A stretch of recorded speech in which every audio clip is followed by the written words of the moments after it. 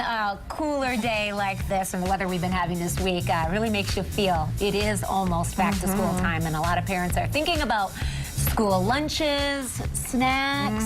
Of course, we eat these foods all the time, but with busy school schedules, there is an added emphasis on making things easy and convenient. So we learned how to whip up something fresh and healthy that you can pair with hummus, one of our favorite Middle Eastern treats. Take a look. We are always looking for a snack that has an authentic taste, is versatile and delicious, and we found the answer right here in the kitchen of food blogger Liz Delacroce. And so Liz, I know that you have Middle Eastern roots, and so this really touches upon some of your favorite things. Absolutely. I've been eating hummus my whole life, Rachel, and making it too. But I am also a busy mom of 2 little ones, so I love to have hummus that's ready to go in my refrigerator, and that's why I love having Za'Atar.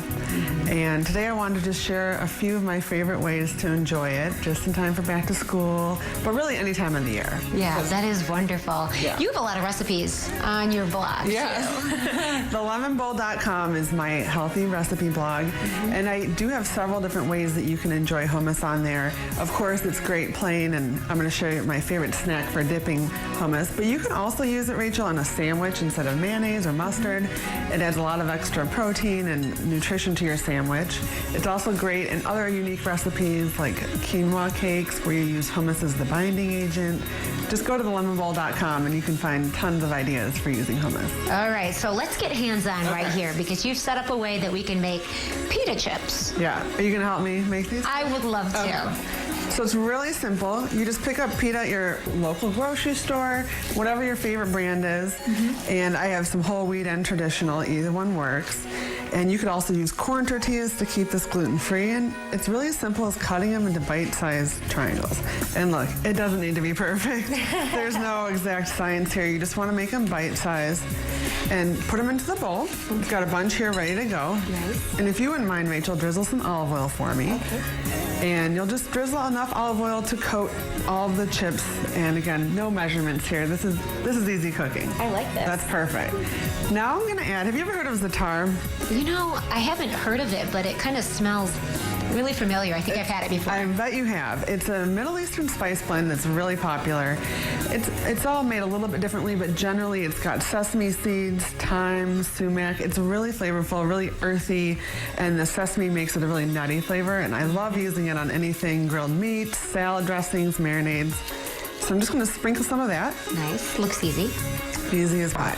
Could you use other spices too to give it a different flavor? Yeah, really, the options are endless. You can make a southwestern version with smoked paprika, cumin.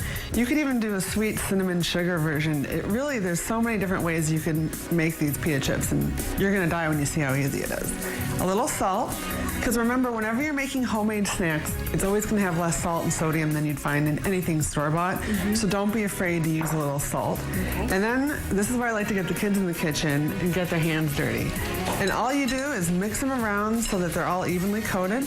And you can also use tongs, whatever you want to do. And the key is just mixing them around so that they all get a little bit of that olive oil and that the spice is evenly mixed. And then once that goes, you're just going to put them on a foil-lined baking sheet.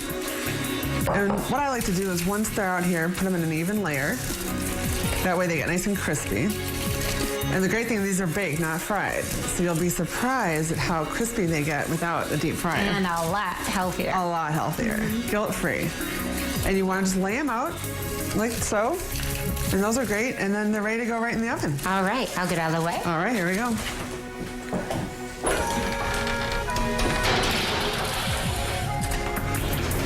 And 12 minutes later, we have this. Isn't that fast, Rachel? Yeah, it is. Okay, so